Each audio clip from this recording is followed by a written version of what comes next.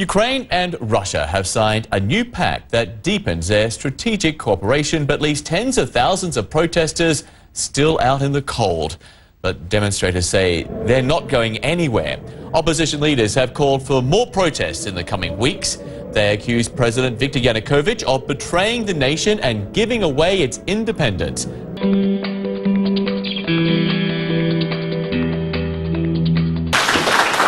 Russian President Vladimir Putin has slashed the cost of gas sold to Ukraine and agreed to buy billions of government bonds.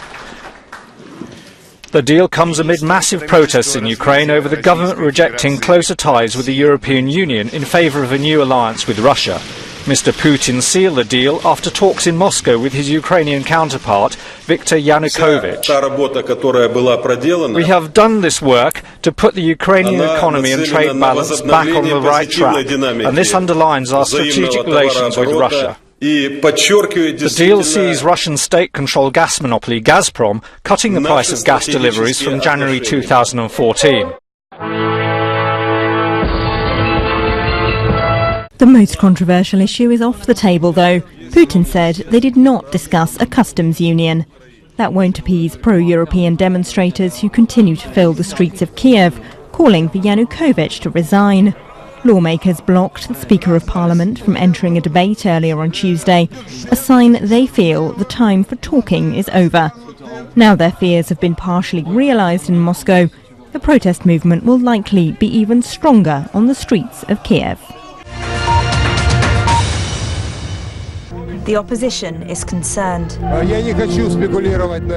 don't want to speculate, but it's obvious that such a big sum, plus the gas price reduction, could not have been given just like that. There probably were some agreements behind this, and I hope it was not against our national interests or our strategic assets. The protesters in Independence Square share these fears.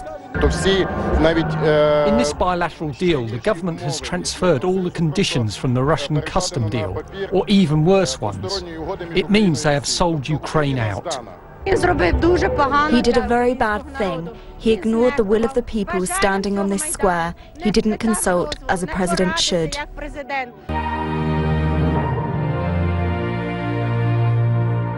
The tactics for the opposition going forward are interesting. We've seen today that they've been trying to block parliamentary business by actually blockading inside the Parliament building itself, on the floor of Parliament, trying to blockade the business and succeeding.